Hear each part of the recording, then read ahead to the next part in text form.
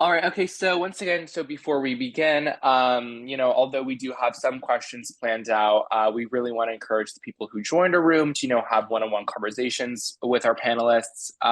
So today we are gladly joined by Kemp, who's a medical student. Just a little bit about Jai. He is a graduating medical student from Keck School of Medicine of the University of Southern California. Jai grew up in Watts and went to Cal State Northridge, where he received a BA in biology. After he decided to pursue a medical degree at USC, previously Jai was a part of creating nonprofits and community organizations, and as a result, he pursued an MBA from the Marshall School of Business, in addition to an MD. He has been actively involved in community outreach and membership initiatives, founding programs like Real Talk with Educated Black Men, and co-founding Tech Brothers in Medicine to support underrepresented minorities in medicine. Next up, we have Dr. Karla Gonzalez, who works in family medicine. Dr. Gonzalez is a graduate of the UCLA David Geffen School of Medicine Prime Program and the UCLA Fielding School of Public Health. She trained in family medicine at the UCLA Family Medicine Residency Program in Santa Monica, California. Dr. Gonzalez has been practicing at the Los Angeles General Medical Center since 2018, initially in primary care and now in urgent care. She's also the medical director of the Wellness Center at the historic General Hospital. As a physician working in her very own community, she has a solid understanding of her patients' barriers to health. Dr. Gonzalez is also board certified in family medicine. Next up, we have Dr. Alison Taur. So she is a clinical assistant professor at Kaiser Permanente, Bernard J. Tyson School of Medicine. Dr. Taur serves as regional coordinating chair of nuclear medicine for Kaiser Permanente, Southern California, and she's the clinical assistant professor for the Kaiser Permanente Bernard J. Tyson School of Medicine as well.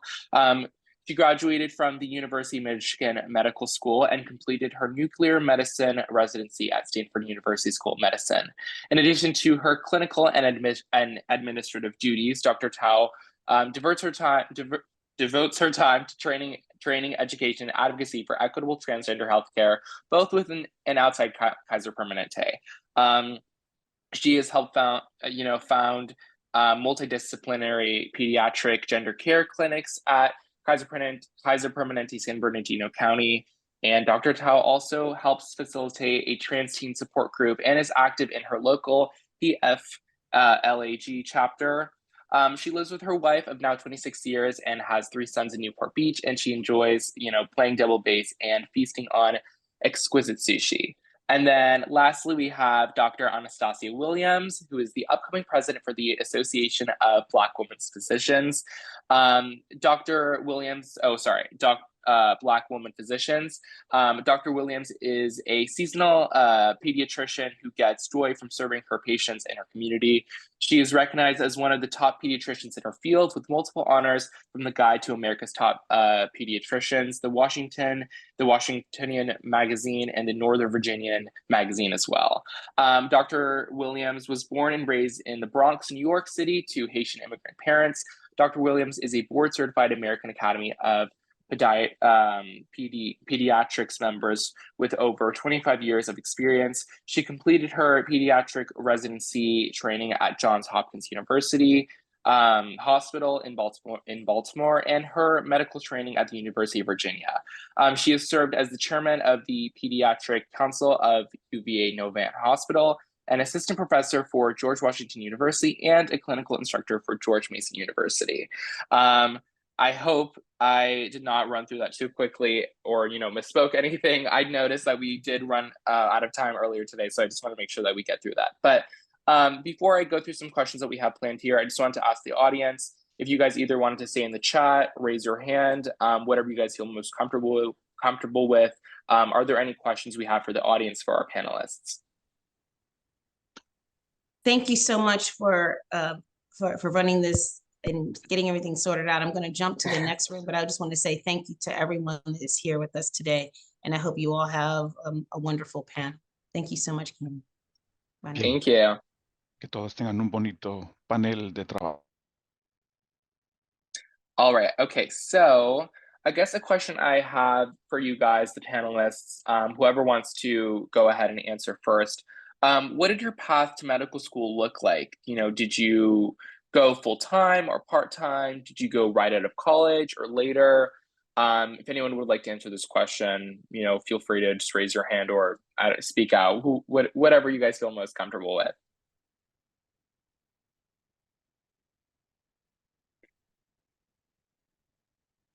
I'll go first. And I am new to the California area. I've been here in Southern California for 2 years now. So a lot of my experience, I'm an East Coast girl, born and raised. And I like to say, start off by saying that pursuing a medical career, making the decision to go into medicine is not a sprint. It is, it's more like a long distance race.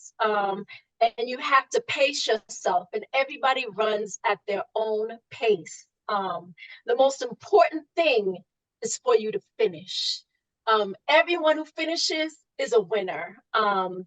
So for me, I went to college, married my college sweetheart, and we started our family while I was still an undergrad, and my husband was a graduate student at Cornell University. Afterwards, for me, I taught for 3 years. I did research, neuroendocrinological research, and 3 years after graduating from college, then I attended medical school. So that was a great course for me. That support was important. Having my kids gave me balance. And so it's an individual choice. You can't compare yourself to other people. You have to decide what it is that you want and how you plan to get there.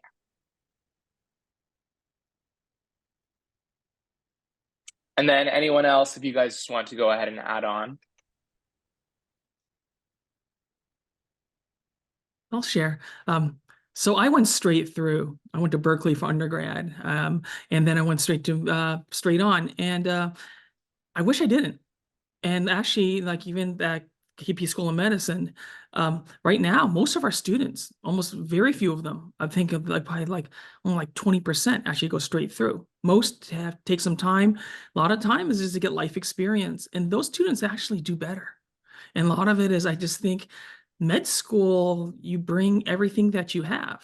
You bring all of yourself. And I think there's everything that you ever done, you bring there, and that's valuable. It's meaningful, and so, and I think I wish I did have that time just to kind of sort out, to even understand what the journey was ahead, but even understand more my purpose. I kind of went there and kind of after the fact kind of figured out exactly what is my reason, what is my purpose, what is my reason for being here. I think a lot of it too was just like I had some college classmates, and they were the people I respected the most. They were all going to medical school. Said I want to be like them. So I went along, but I think I had to figure out my own journey, and I wish I did figured it out, kind of figured out my path before I kind of started. And so that's my encouragement, is the fact that find out who you are. Then because I think when you get to medical school, because it is grueling, that you do have to focus. Dr. Karla does talking about how, you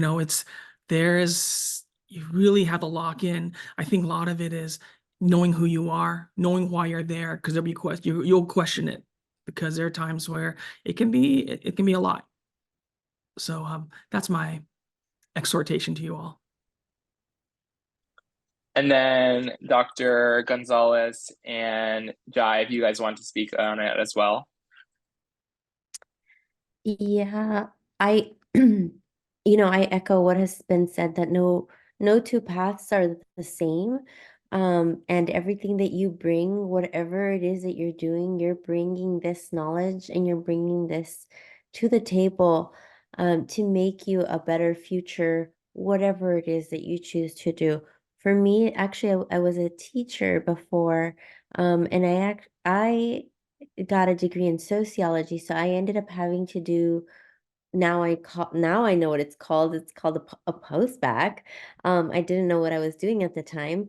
But I did a post-bac, and I went to East Los Angeles College, and basically I had a career even before ever even deciding to go to medical school. So I think that it's it's just different for everybody, and I would encourage you to really focus on that when you write your personal statements and really uplift that experience. It is so important. Like Dr. Tao said, you know, your students that are coming in, or your residents that are coming in, they're the more we have, the more of those life experiences, the richer your interactions with your with the people that you work with and your patients will be. Hi, everybody. Just to add what was said already, Dr. Williams mentioned that it's not, it's not a sprint. And so I really resonated with that. I started Cal State Northridge when I was 17. I just turned 30 recently. So it's been a long journey of like me getting to this point. Now I'm graduating in May, hopefully. But just a little bit about my path is, yeah, I grew up in Watts, South Central California. A lot of like what I would like to preach is like you don't have to be groomed for this, or it doesn't have to be set in your path early on. I think in ninth grade, I was ranked 1100 out of 1200. I had 6 Fs, 6 Ds.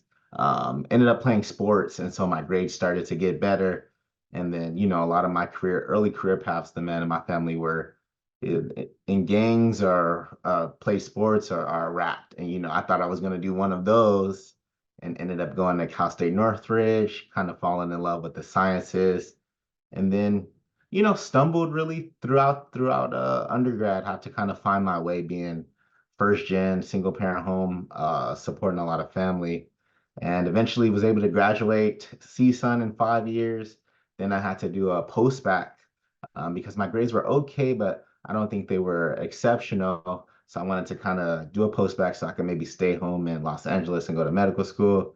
And I did an academic enhancer post-bac. And so that's where you can go and like raise your GPA. And I did that in the Bay Area. And while there, I got a 3.98. And it was really awesome because I was able to get a full tuition scholarship to go to Keck from that experience. And then while at USC, fell in love with business and kind of creating community organizations and things like that, and decided to pursue the MBA. And then that added another year to the 4-year education. So just really trying to highlight that, you really, it doesn't have to be planned. You don't have to finish in 4 or 5 years. It just, as long as you keep on going, I think I really set that goal like that. I was going to do this. I said to myself that I was going to make this happen. And whether it took an extra couple of years, we made it happen. So definitely don't feel like it's a race. You're going to be 30 anyway, but like, hopefully now in a few months, I'll be 30 and a doctor. So that's awesome. Wonderful. I see, if I did not just see wrong, did someone raise their hand? Or was I just saying things? Let's see. Okay, so another question I have, once again, you guys can go in whatever order you'd like, whoever wants to go first, or I can go on you guys, whatever's best. So what is one thing that students don't always expect about medical school that they face in their first year? And then Anastasia, if you wanted to go first, if you're comfortable with that. So one thing that students don't expect, I would say, I expected a lot. I think the things that surprised me the most was actually having allies. How important it was because a lot of my instructors and medical school classmates were Caucasian, and those people that looked like me were oftentimes those who were cleaning the place or transporting people from place to place. And it really did mean a lot to them, some of the nurses, to see a Black physician on those teams that usually are white. And you do get support and encouragement from people other than just other people in your field. In fact, it's probably even more important for us when we're in environments where oftentimes we're a minority group. So I think that was surprising, just getting love and support from support staff and people in the community.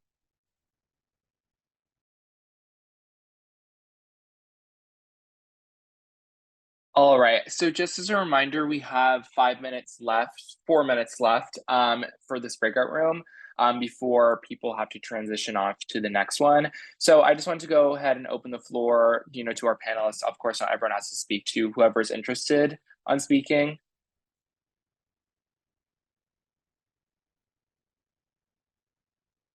I can answer the same question. I think one of the most surprising things about when you first enter medical school is like the imposter syndrome. I think, I was growing up, I was a pretty confident person and I felt secure in myself. And I would hear about imposter syndrome and I would say, oh, I won't be bothered by that. I won't be bothered by that. But it's nothing like, getting to medical school when you're like one of 5 Black males out of 200 medical students. And I went to little Cal State Northridge and everybody went to Duke and Harvard and Yale. And I remember we got paired in like our groups of small learning groups with 6 people. And I was working with a student all day and we finished seeing patients. And I was like, what are you going to do next? And he was like, oh, my dad is debating for the presidency. And so we went to watch his dad debate Trump for presidency. And it was just like, oh, wow, I felt so out of my league. Like, what am I doing here? And it just took me a while to like, learn that I belong. So I think it's important, like when you get to medical school, to kind of realize early on that you belong there when you pass those standardized exams and you get those grades and you go get that 4-year degree, you like have enough know-how to finish through medical school. It might be a little difficult, but just kind of knowing that you belong and trusting your work ethic that got you there, it was really important. And I wish I would have worked on it a little earlier.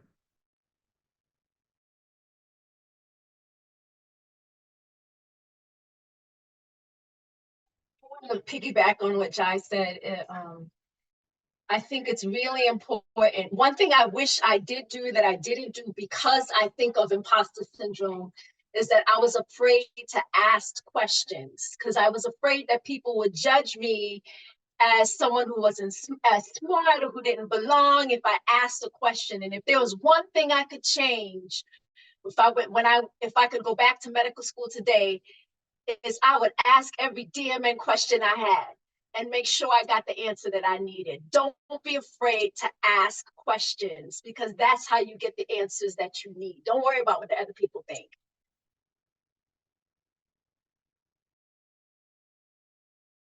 Just want to All give a right. little. Oh, sorry, continue.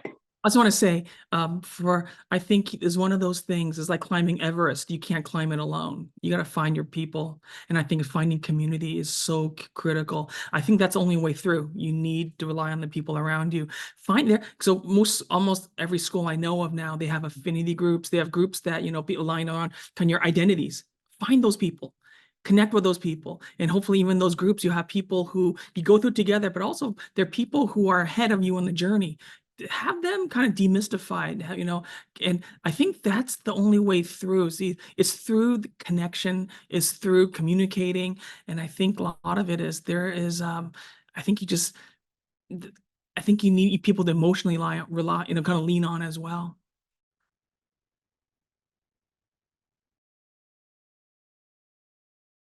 I'm one of the interpreters for today. I'm the Spanish interpreter with the other 2, but I have to tell you, I'm just thrilled to be able to listen in and to speak to Dr. Gonzalez's point and in support of Dr. Williams. I'm also Haitian American, also from New York City. And I have to say that one of the most important things when my dad later in life was receiving medical care was that he had access to Haitian doctors, people who understood him culturally, who spoke his language.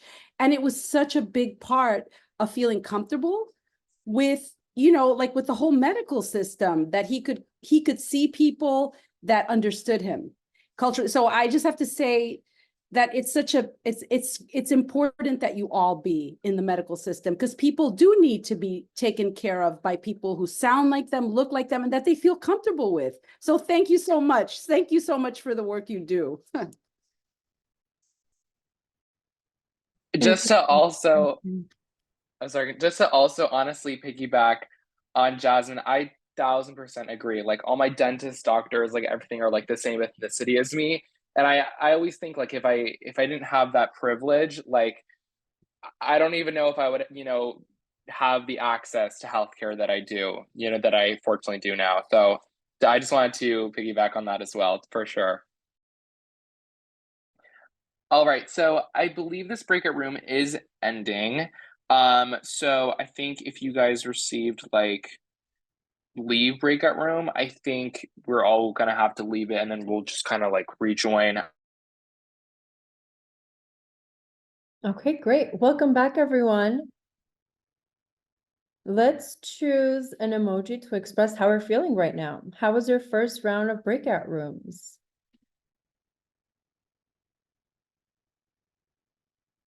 Saying hearts, confettis. I don't know how to do an emoji, but it's been fantastic. Thank you. I love the verbal confirmation. Some smiley faces, some clapping hands. Wonderful.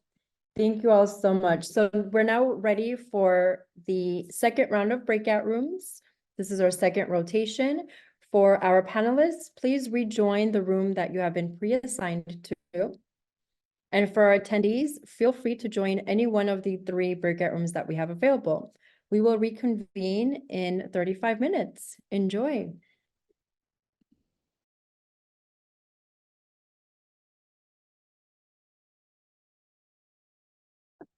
All right, so for the attendees, I just want to let you guys know, I believe that you guys were just previously in this room. You guys just want to go ahead and then join other rooms.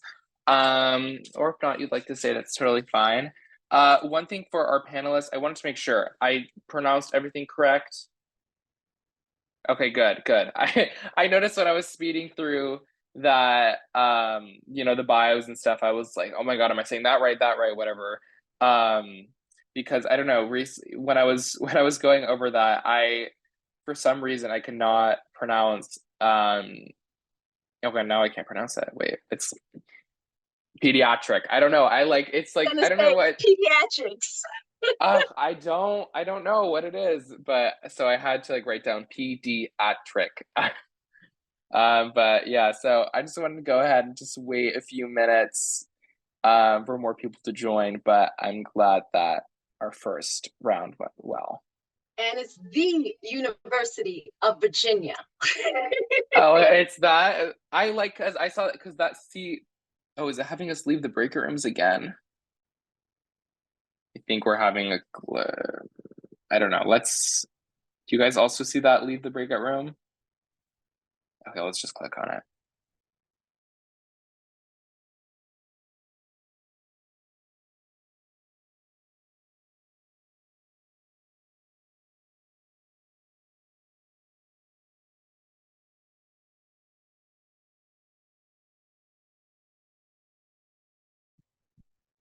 Hi, everyone. Sorry, I had to bring you back for just one moment because the breakout room groups did not reset.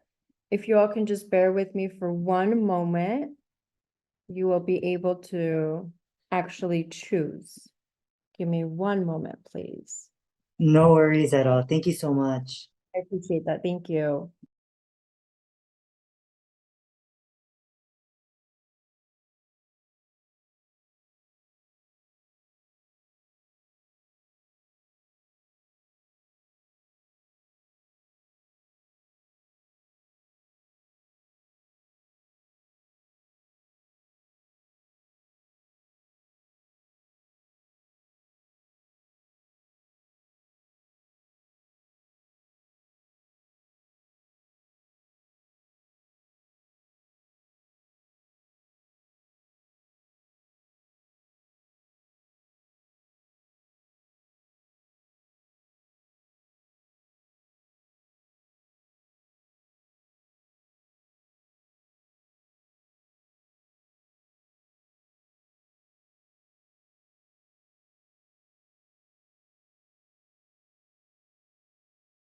Thank you all so much for your patience. So I've opened up the breakout rooms and now you're able to join any one of the three. If you have any challenges, please let me know.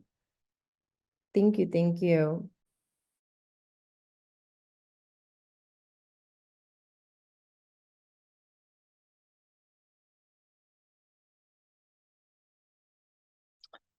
Hello, everyone. We're just waiting on a few more of our panelists to join.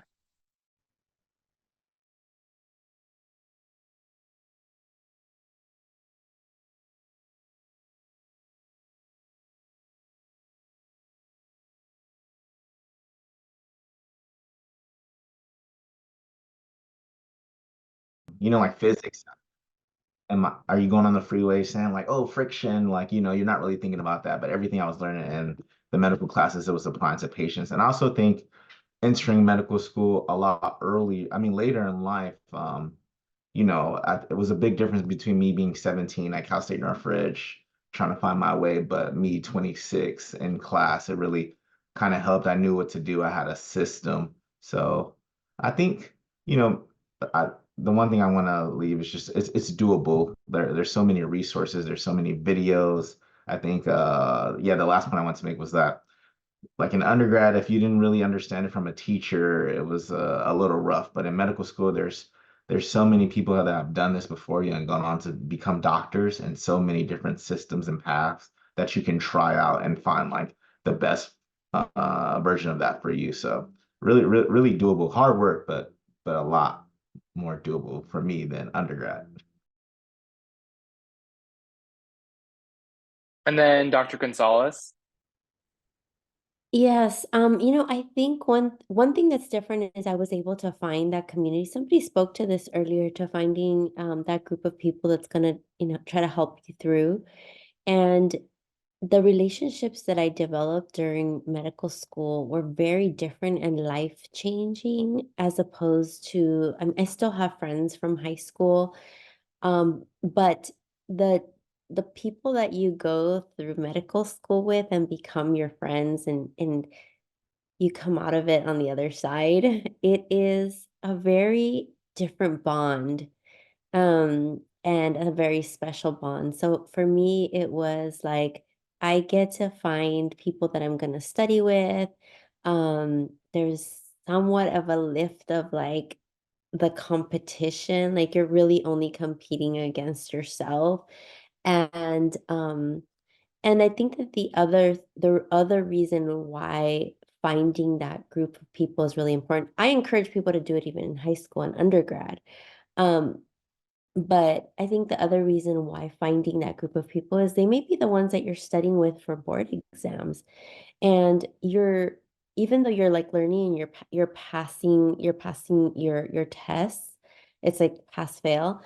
You know that at the end of all this, there's going to be like some big tests, right? So I always kept that in mind, and I always saw it as such, as like, what part of this am I going to have to take away, A, to make me a good doctor, and B, so that I can get past those tests. So I think those things were always in the back of my mind, but they did help me, right? They helped, even though it's stressful to think about that, it helped me in the sense that I bought a book with the questions that could be on those tests, you know, and I would peruse it. That way I would know I wasn't going into it like blindly. I kind of would know what was going to be on that test. So that felt a little bit different for me than it did in undergrad. Sounds good. Thank you for answering, guys. So another question we have is, if you could go back and give yourself one piece of advice before enrolling in medical school, what would it be? And then whoever wants to go first, and then you can, you know, people can go and choose whatever they'd want to go or not.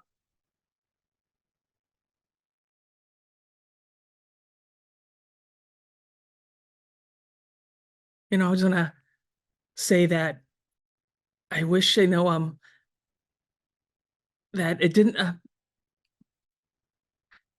that I would have talked to my perfectionist self and realizing that this is not about perfection. It's not about doing well on your exams or anything like that. This is about it's a lifelong process. And I think it's one of those things where I don't think it's possible to be perfect in medicine. You know, it's one of those things where you just bring your best.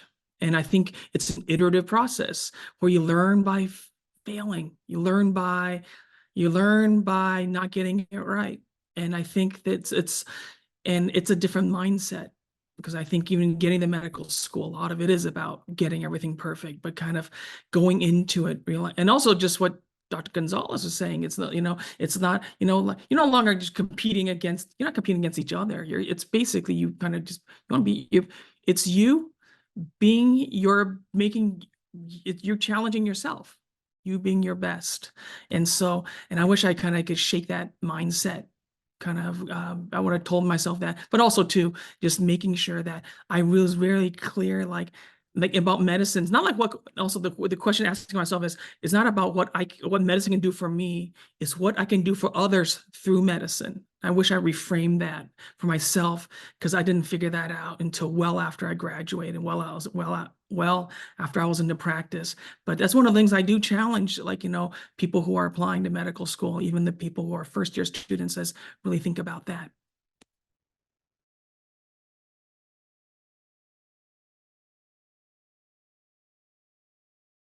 I would say,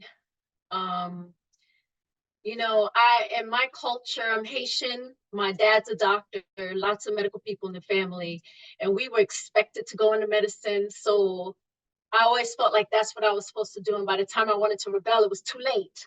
I couldn't see myself doing anything else.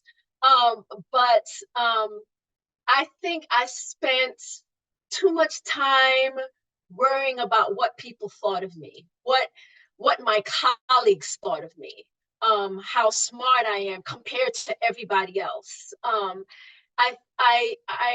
If I could go back, I would definitely spend more time being brave enough to ask my questions that I had during rounds, and not be worried that, because I'm at Johns Hopkins and I'm the only Black person on rounds, they're going to think I'm not as smart as everybody else in the circle. Look at that girl, she's asking those questions. I would just ask the questions like they asked. They had the freedom to ask the questions and not be assumed dumb. Not worry about what people thought. Just focus on getting what I needed to be the best doctor I could be and to learn what I needed to learn. So that's definitely, I would ask more questions boldly.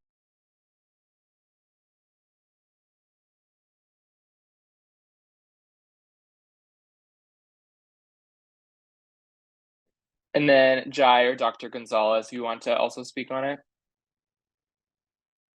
Yeah, earlier I touched on just dealing with imposter syndrome when I first got to school. And then, receiving like a scholarship to go to school, and the scholarship said I had to pass every exam on the first try and every license exam on the first try. And I spent all of first year in the dean's office trying to get that removed from my scholarship. And really, instead of studying and kind of believing in myself, like, on one hand, I'm glad that I was able to advocate for myself and get that removed. But like looking back, being able to pass everything on the first try, all exams and all board prep exams, I wish I would have kind of believed in myself, or not had so much stress. When I mean to tell you, I met with like every admin possible, and it was like an 8-month process. And it felt like, oh, every test I was taking, it was like our tuition is pretty high, like 400K, I think. So every exam felt like a 400K high stakes pressurized thing, and that's all I could think of. And so I wish I could go back and kind of tell myself to just believe in yourself. I think, being from Watts, being the first person in my family to go to school, and then, talking differently than everybody that was there at USC, I really didn't have that confidence and that belief. And, hindsight is 2020. Now looking back, I kind of thrived. And so I wish I could just go back and let first year Jai know that it was going to be okay, and just to enjoy the process a little more.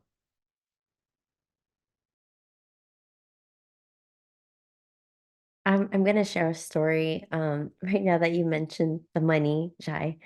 I had this experience in my 4th year of medical school that just broke me. It made me cry, and I felt awful.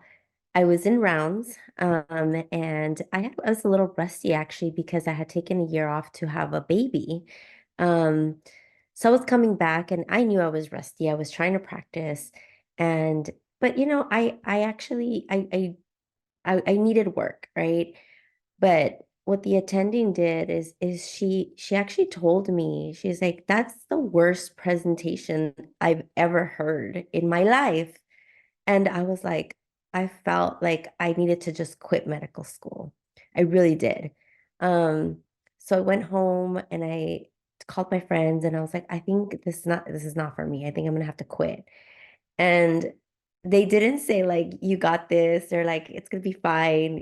They actually were like, you are going to have to pay back all that money. And so then I was like, well, you're right. Okay, I'm gonna stick with it. But whatever it is, they told me what I needed to hear at that time, right? Um, Two things I learned from that. I went home and I practiced my presentations. I got much better at it. And now I teach medical students, how to present. But what I also did is I promised myself that I would never talk to a medical student that way, ever, or a learner of any kind, and never give that kind of feedback. It was an awful thing that she like, and it was a terrible, like the tone was terrible, the delivery was terrible, it was unkind. And I just was like, I'll never do that to anybody else. And so I'm still grateful for that opportunity. But yeah, like, I think even on your worst days, when you're thinking of giving up, find yourself those friends who are gonna like, whip you back into shape. Very beautiful answers, everyone. I just want to open up the floor again. If anyone yes, go ahead. Hello, my name is Bo. Thank you so much for this. Before I say my question, Dr. Gonzalez, I met you when I was a community college student. I'm studying for the MCAT now, but I was involved with MedPep and Mi Mentor. So it's just so nice to, I've seen you. You don't really know me, but you're a I med remember. student. I Okay, remember. cool, awesome. Yeah. Okay, yeah. Well, thank you. Yeah, I just want to say hello. Congrats. And That's awesome. thank you. And Dr. Taur, I'm a trans masculine student. So when I saw you like being part of this conference thing, I was super excited to see another trans person. So yeah. But my question, and yes, to Jar and the other physician as well. Very excited that y'all are here too. My question is, how do you go to med school when there's a lot of people, a lot of research shows that people in med school, they're like legacy babies, like trust fund babies, like their parents or their grandparents are physician, and sometimes their values are not similar. I think the panelists here, we have like similar goals, thinking about health equity, thinking about racism, gender equity, and all these stuff, social determinants of health. But I have some friends who are in med school, I have some mentors, and sometimes I hear that it's like a frat, folks went to college, like, and sometimes my values are not the same. And it sounds like folks in med school, you find a community, but that's the hard part for me when I'm open to people's different view, but it's hard when they don't have the same goals of health equity and the ways that they think about just society, about power. How do you be surrounded by those folks and still work with them? Yeah, that's something that I just been reflecting on. So I would love any insight that y'all have. Thank you.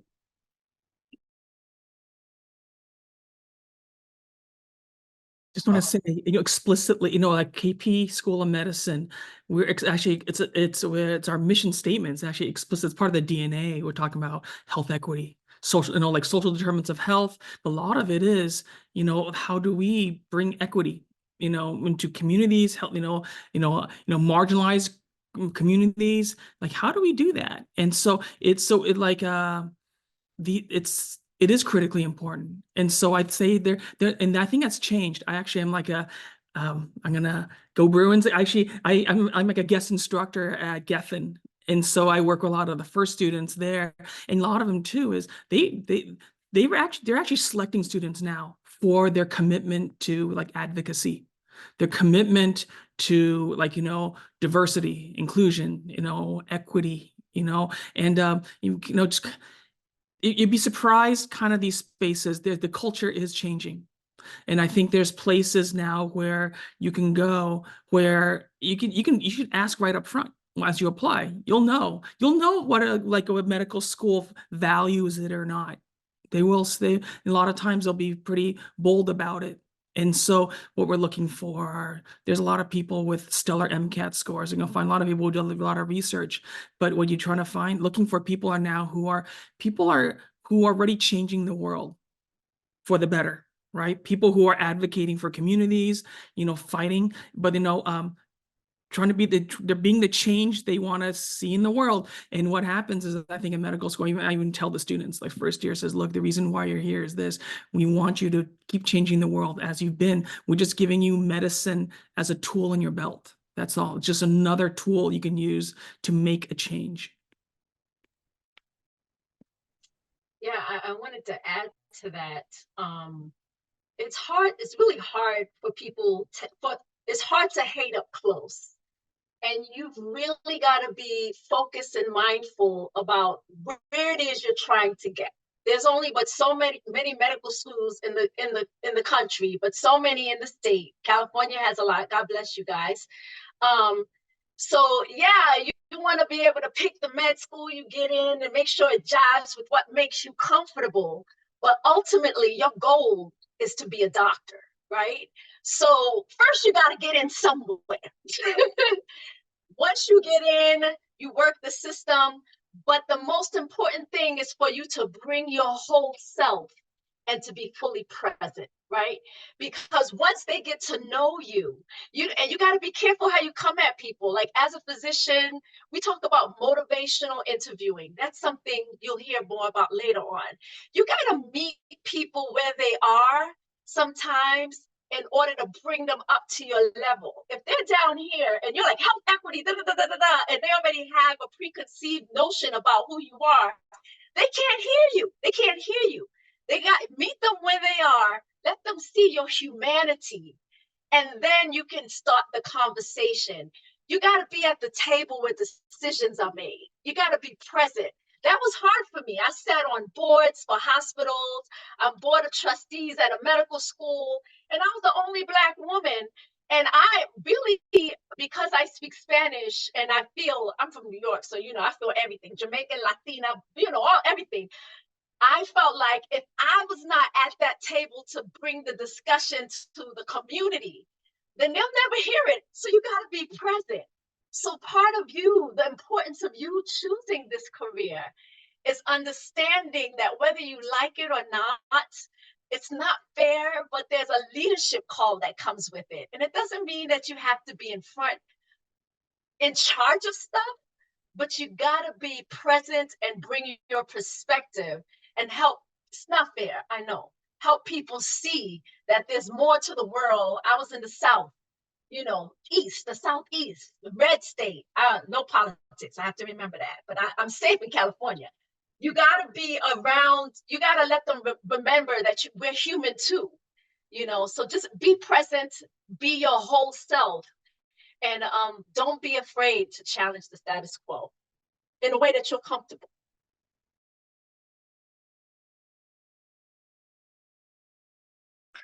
All right, I just want to remind everyone that this breakout room is ending in a few minutes, but I wanted to see, I think Karla and Jai, if you want to go ahead and answer this question as well, if you want.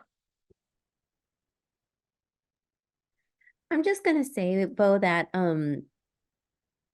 also, you're gonna go where you're gonna go. You're gonna get in. It's 4 years. You're gonna be out of there, and then you're gonna do whatever it is that you set yourself out to do. I've seen it time and again.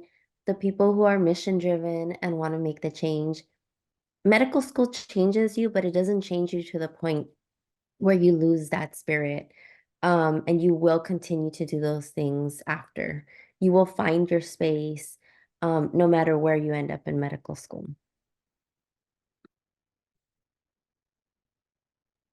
And just lastly, I would agree with everybody's points. I think like in medical school, you're gonna find your people, like Dr. Tal said earlier, they do a really good job of like where advocacy and health equity is a part of the admissions process.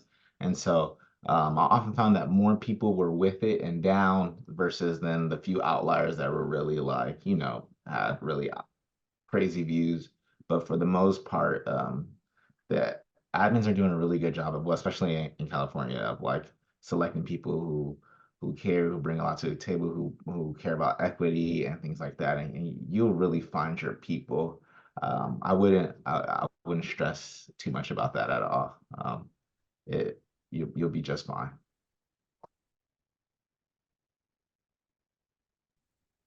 All right.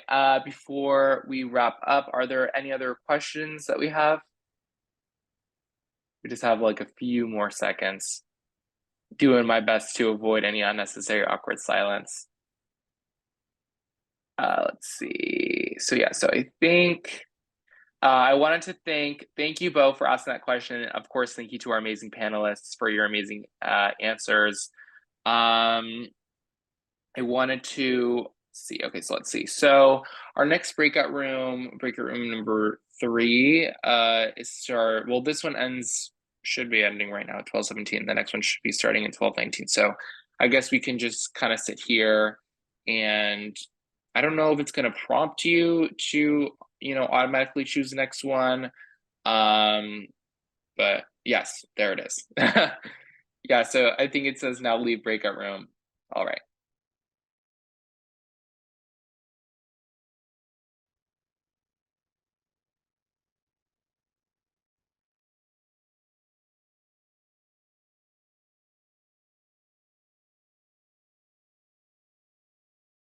Welcome back, everyone. Good afternoon. Okay, the breakout rooms have officially closed, so everyone else should be back in just a moment. Wonderful. Before we move into our third and final rotation, let's drop one word in the chat to express our emotions right now. How are we feeling? I'll give you all a moment and we'll read some out loud.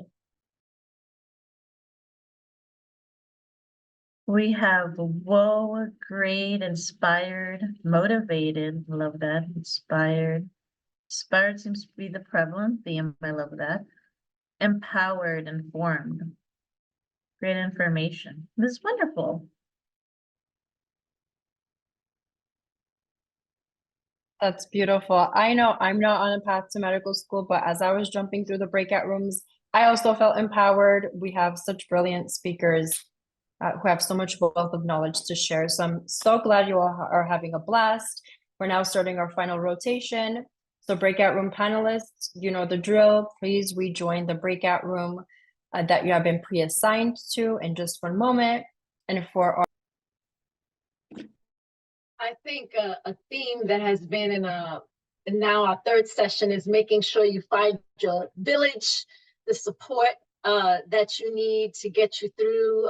For me personally, I was married and had 2 children, and my husband was a law student when I went through medical school. And my main supportive village was my family. No matter what happens at school, no matter what grade I got, no matter how stressed I was, when I came home and I opened that door, my babies were happy to see me. My husband, who was really Mr. Mom in our home, the typical of what America thinks moms does. My dad did, my husband did. And just having that support, my church, being active in the community, those things really helped me to stay balanced. I think it's important for us to make sure in medicine, starting before medical school, but especially in med school and for the rest of your career, to protect your mental health. Protect your mental health. My husband likes to say, you don't have to put your body on fire to keep other people warm. And really, even in med school, make sure you have balance. Study hard, work hard, but you've got to have balance and protect your mental health.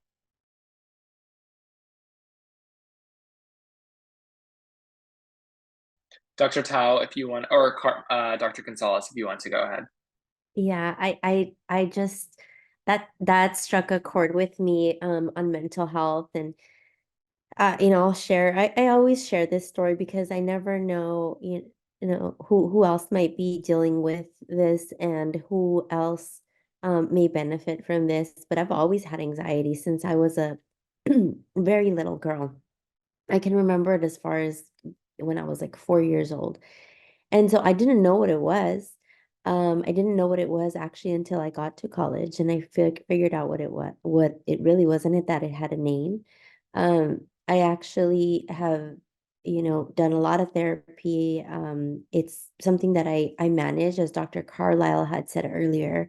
It's managed, and it's also gotten me to where I am today. So part of me loves, you have to love every part of yourself, including, I love my anxiety. I've just learned to manage and work with it, including taking medication.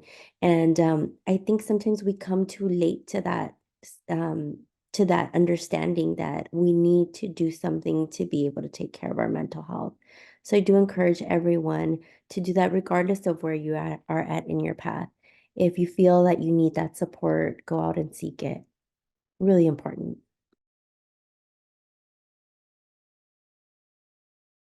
Thank you for being so vulnerable, Dr. Gonzalez.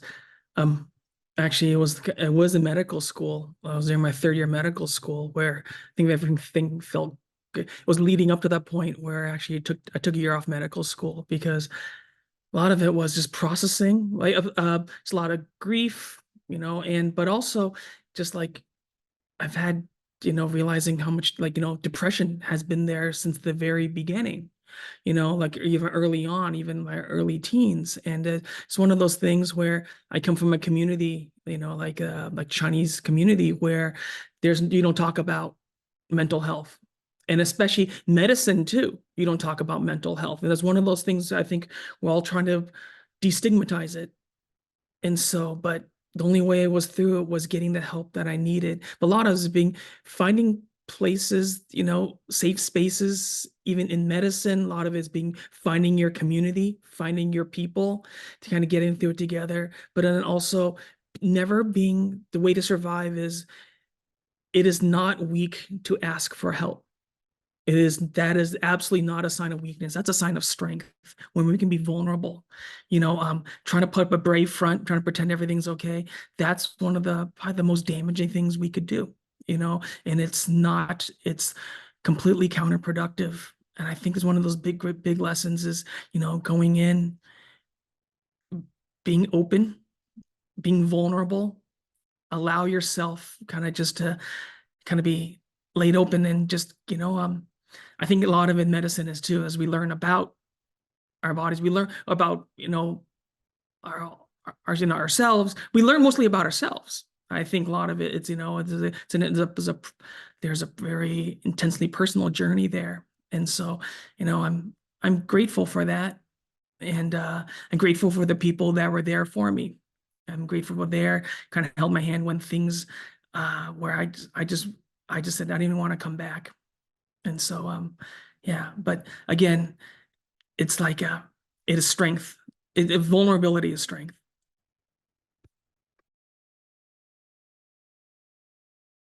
Thank you all for sharing and being so vulnerable. Just to go off that a little bit, there's two things I want to talk about. Going into psychiatry, so hopefully that works out, but really big on mental health. I think in particular, two times in medical school, when I was getting ready to take a test called USMLE Step 1, that was a really difficult time for me. And I like to tell people I grew up in the projects with rats and gangs and violence, saw drugs, people die, all kind of stuff, and never wanted to seek out therapy. But the thing that made me go seek a therapist out was Step 1, that test.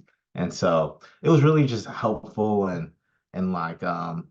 really kind of changed my medical school journey and just taught me how to process things, taught me, to put a name to some of the things that I was kind of tucking away and moving through.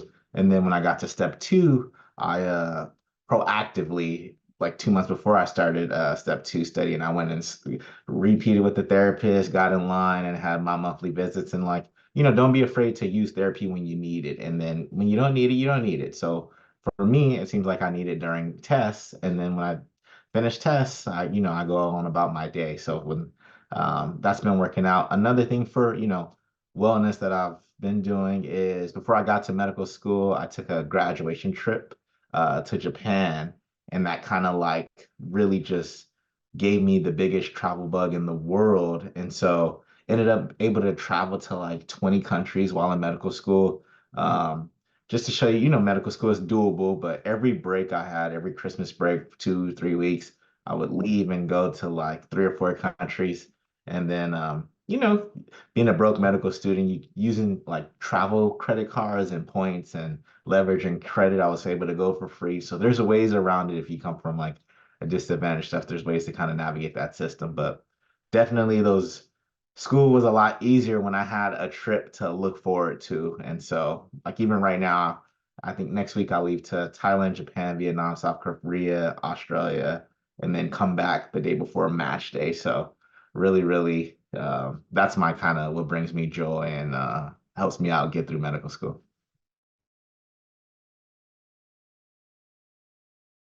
Sounds great, everyone. Once again, if anyone has any questions they have in particular, definitely feel free to raise your hand or put them in the chat. But another question I have here is, what resources does a medical school provide that can help students find community at medical school? And then whoever wants to go first.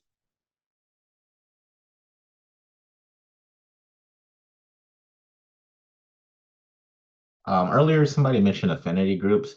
My school gives us funding for any kind of organization that we wanted to create. When I was at school, I created Keck Brothers in Medicine, just something to kind of grab Black males as they come in and create camaraderie and foster community. And our school gave us, they funded everything. They funded all our visits, our meetings, us to go to games, us to go out and eat.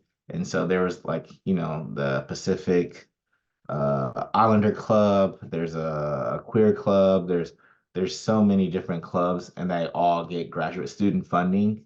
And that's how like we kind of create our groups, and the school supports us for them to keep going on.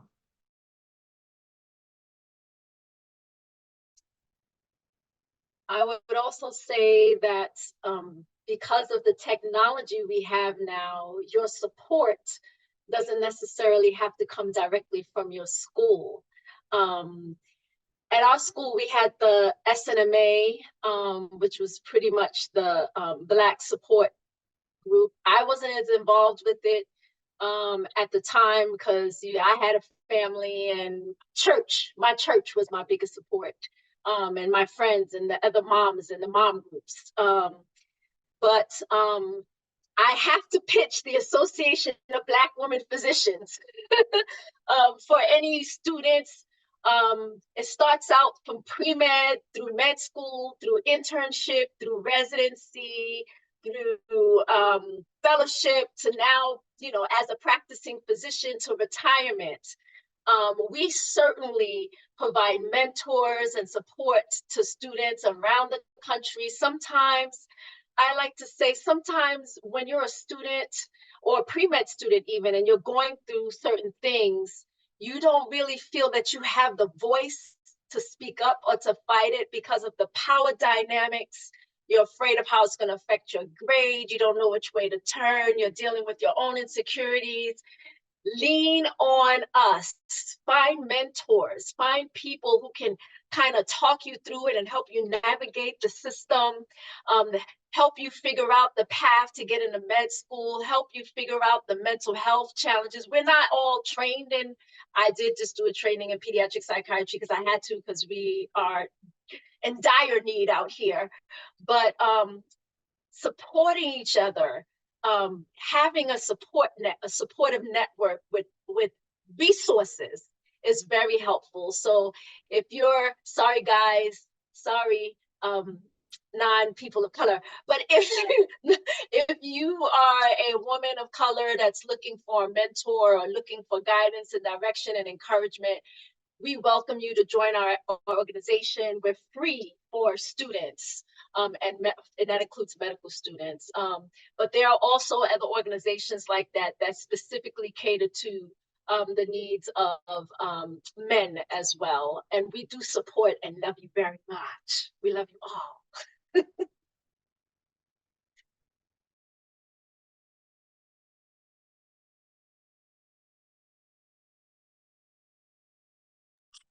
All right, sounds good. So sorry, Dr. Tao, did you go already? Oh no, I was gonna just say, yeah, Okay, just sorry another about plug. that. No worries. There's another plug for affinity groups.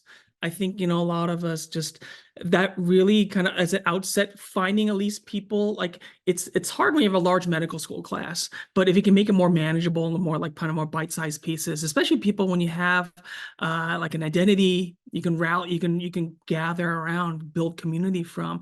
I really want to emphasize that. And also too is even for us at like Kaiser Permanente School of Medicine, we have our faculty and staff affinity groups, and we do a lot of things together with the student affinity groups. And so I think in there's some natural mentorship as well that kind of forms from that, in addition to just even there is for formal mentorship and also formal coaching now that's available to the students, even actually mental health as well. We actually have therapists on staff just for the medical students for their entire time. I wish I could use them, but they're only for the students.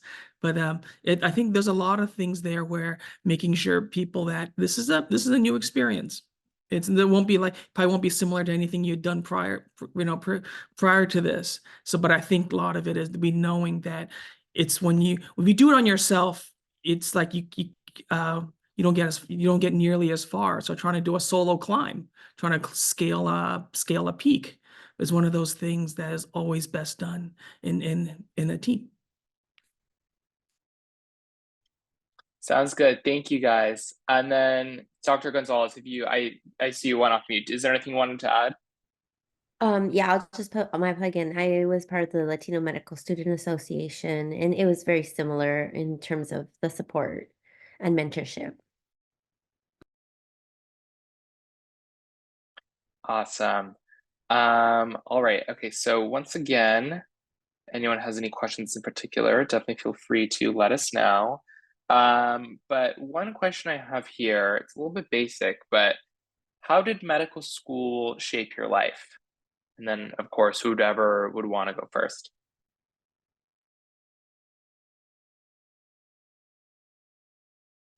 I'll go first. So, there's a few, I think, life-changing events in your life that really change you to your core. I think they're different for different people. Some people say having children. I think COVID was one of the things that really changed us at our core. And I think medical school does as well. I mean, I can honestly say that I walked in one person and I think I left as a different person. I still had the same dreams and the same goals, but um my outlook on life was very, very different. And so I think just even knowing that, right, that you're going to be changing like who you are, you become somewhat of a different person, so much so that sometimes you don't recognize yourself. And you're thinking about who you were before, and that person seems so far away. Um, and that's okay. I think just, it should be a process. This is not unusual for medical school to change you. You have learned like a lifetime of information in your head because the amount of information that you are asked to retain is overwhelming. So your brain actually changes, right? The neurons and the connections in your brain will change and the way you look at life. And then you will find at times that you feel very comfortable around other physicians and you'll feel a little bit awkward around other people. And that's okay too. I think for me, I didn't expect that to be the case, and it did turn out, maybe not for everybody, but it turned out to be the case for me. And I made my group kind of like a lot smaller after medical school. And I also, I'm going to quote Hamilton, what does it say? Less, smile more, or say less, smile more. I really learned to be a better like listener, and just talk less.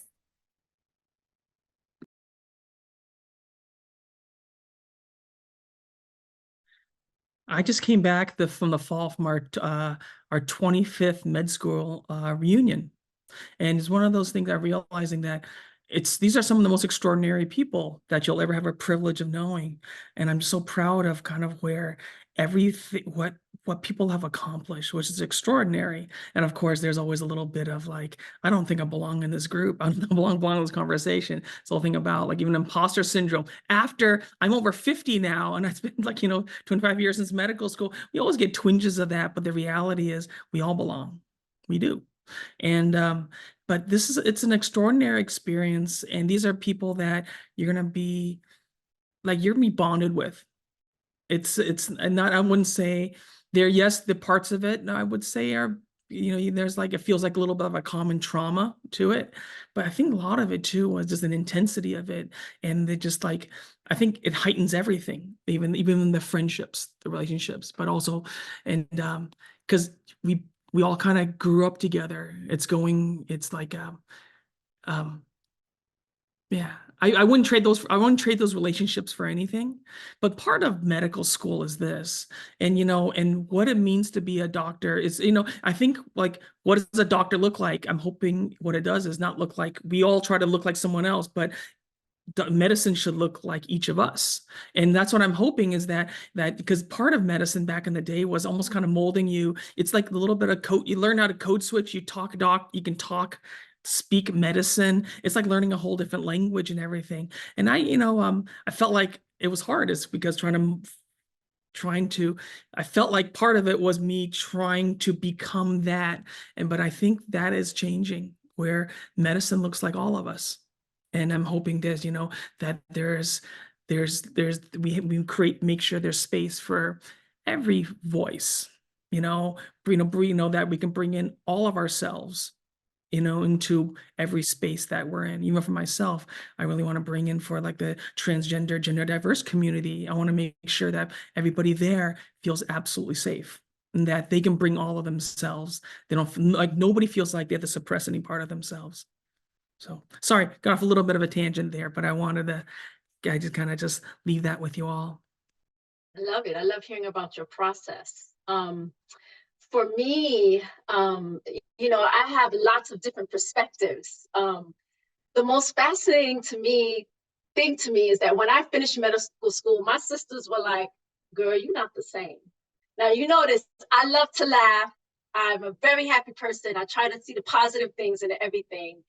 But to them, they were like, when someone dies, when someone's really ill, it's like I compartmentalize, and I have to in order to be able to function with my family and with my world. So I know I'm a different person, but I still think the core of who I am is who I am.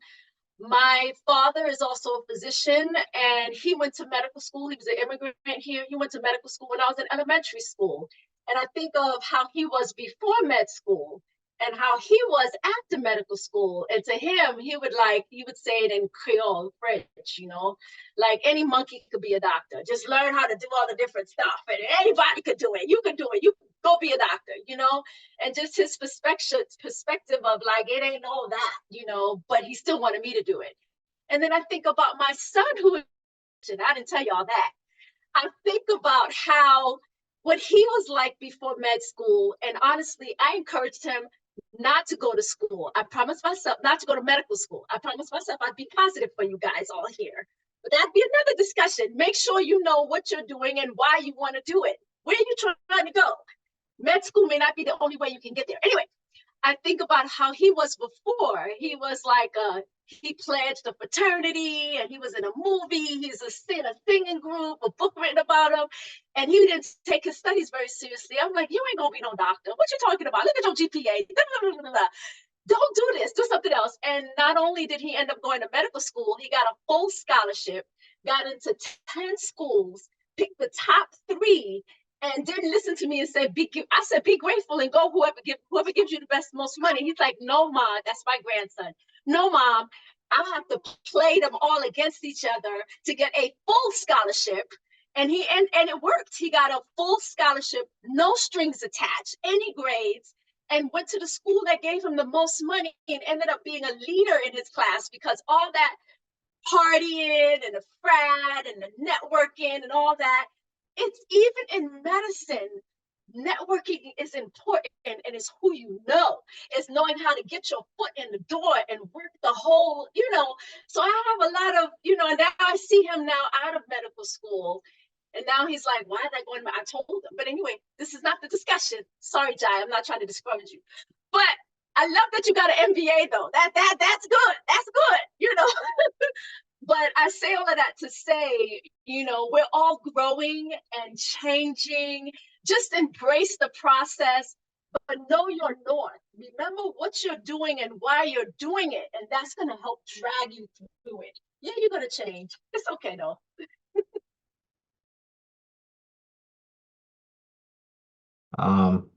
I think where I am now, at ending medical school in my last few months, I could say that I feel like I've changed to two or three times, like every 4 years I kind of change, and I do feel like I'm an entirely different person. But I will say, like, I feel like my confidence is at an all-time high. I think, like, when I look back at what I've accomplished and what I did to kind of get to this point, it feels like I can do anything, and so I noticed that med school has kind of put that in me, where, like, I'll talk to family members and I was like, oh, I want to do this, and it's like, okay, what just do it, and so they're like, I don't know what to do, and I'm like, well, you go look it up, and this is how so I've noticed, like, my family members, they don't take that next step, but when I see something and I want it, like, medical school has taught me to, like, take that step forward, or how do I get it, how do I do this? And so that's something that has really changed my life. I think the question was, like, how has medical school changed your life? Another thing about medical school, nobody likes to talk about the finances of medical school, but like, I grew up in a household of like 30K and 5 kids, and I'm looking at residency salaries now, and it's 88K, 90K at UCLA, and it's like, like, wow, I'll make 4 times what my mom made, while she raised us. And like, we lived a great life. I had a bike, I had a PlayStation. So it's just exciting to kind of like be able to give back to my family, right? Like, go back, and like, part of my MBA that I got was kind of like, a lot of the classes I took was like family wealth preservation and how to, like, create wealth for your family. I got a lot of family that I'm gonna have to help out. And so, and then that's asking for help now. So I wanted to learn how to kind of put them in their own positions where they can get success.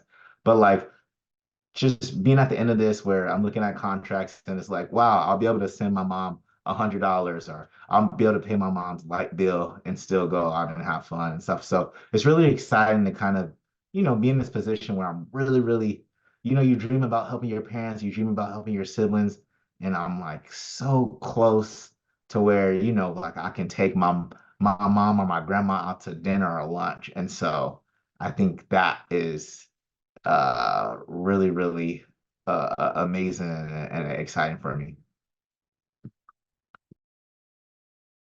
Thank you guys so much for answering. Bianca, if you want to go ahead, and I see your hand is raised, if you want to ask a question.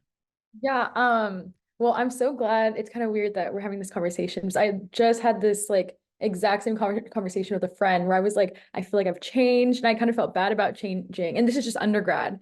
And I was telling them, like, I kind of feel guilty about it. And I don't know, it's a bittersweet, because evolving is a good thing, but at the same time, it's like, how do you like conserve or like preserve that authentic self, or like the core that you were referring to? And I guess changing is inevitable, and I think it's a part of life, but like, I think it's also important to remember like where you came from, and like who are you at the core? And I think, how do you guys preserve that?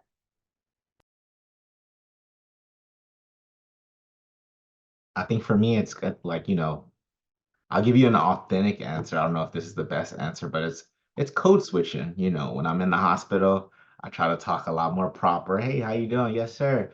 But then when I'm with my friends and Watts, you know, I talk how I grew up. And you know, I think it's important that, like I mentioned, I'm going on a trip, and on this trip, I'm gonna have friends that I went to high prom with, and then I have friends from medical school all going together. And so um, really just going back to my roots and spending time with people and not letting, like, you know, my situation change me. Like, you change, but you're still the same person. I feel like that was a terrible explanation, but I tried. I think that was a great explanation. Code switching is what we all do. I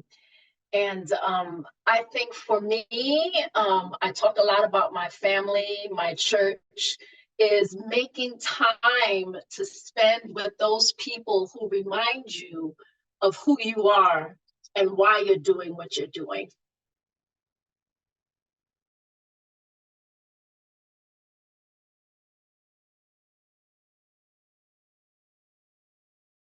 I think also your core values are not like those still remain the same, and they're almost strengthened. So what changes is the way you react to life, the way that you react to illness and sickness, and the way you see yourself helping and changing the world changes. But your core values don't change. I love what everybody said.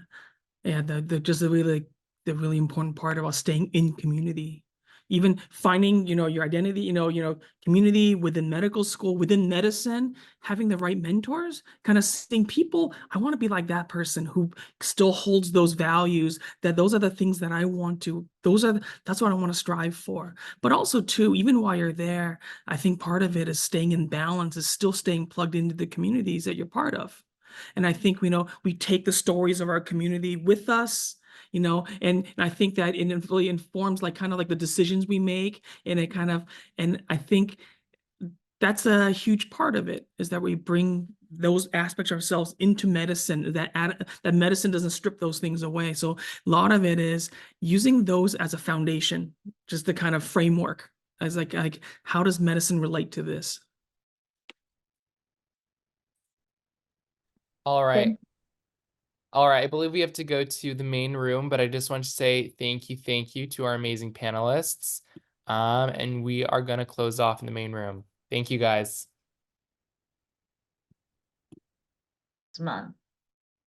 Okay, everyone.